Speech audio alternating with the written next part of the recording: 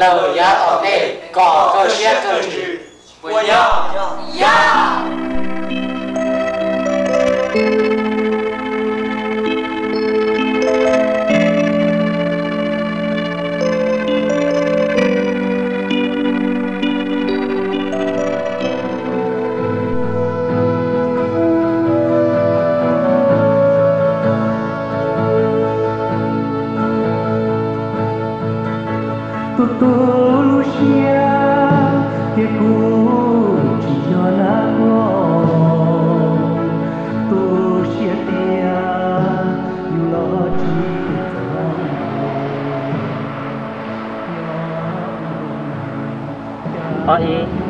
Oi, các bạn nhớ tên á. Oi, các bạn nhớ tên á. Oi, các nhớ tên á. Tôi còn không nói chuyện cho nó có được nói chuyện là tôi đã kêu là thằng tôi đến trả chỉ tế thì cái này thì trả chỉ là nhà quản lý cho tao quá trả vì gì theo. Hello, anh tên là quý hỏi có em long xà. Wow, bây giờ chỉ tới thì nó giờ sẽ phải rồi đi. Cô chấm long sẽ có giờ hai đã xin gì nữa. Có lại tiền rồi giờ tới thì giờ tao còn lâu mới tiền cả là mà thế là. Cô chả chỉ sai luôn mà. Tôi có tiền, tôi có tụi về một thứ. Tôi không tiền gì để tôi tới nè. Ê, chỉ có một đứa chị na. Dạ. Cái việc là con tàu cá mù. Cái này cái mù đã chỉ là cái chỗ đấy thì con tàu cá mù là chỉ tàu du là. Mua chỉ tàu du là. Chế cái sẽ cũng sẽ chế. Cũng có một lý quay chỉ mua chế. Cứ mua là tao cơ.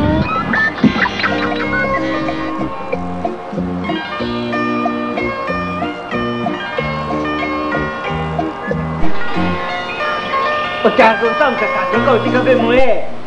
Này ba lên đó. Chứ chỉ là này lúc nãy giờ của lúc nãy xưa. Cô chỉ kia này. Cái này chỉ ba lên, cái chế này chỉ ba lên. Lúc này này xưa chỉ ba của là cô chỉ kia. Chứ cũng tôi không được. Tôi có tôi không được.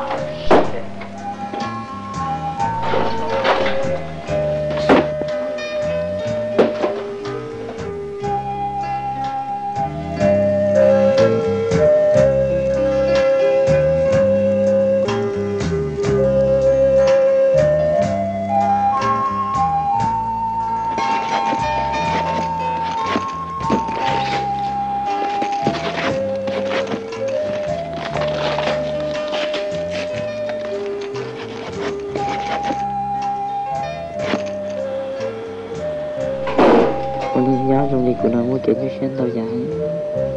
Thì bà nên có sẽ phải vào sân á. Thì giờ lấy thế là xuyên sao kể xí lúc xưa. Luôn, rồi dân đi của rằm bao số nè.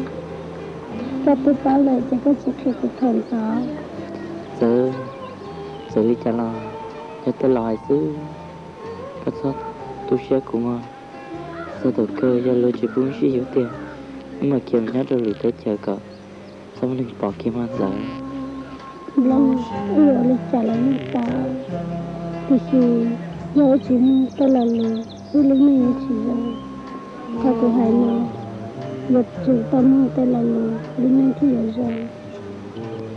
Dạ, tôi biết sao thì tôi chỉ có xe. Có bộ bác của nó. Có thể có chuyện chỉ bác của thiên. Chỉ nên là nuôi tiền không có lòng đâu. Thì chơi cùng tôi trong đường mà. Thì ta xin chào của nó. Dạ, trong một chai lo. Nhưng tôi chỉ tao thì chơi cùng một cú. Một cú một cân một tao ăn chơi cho của nó.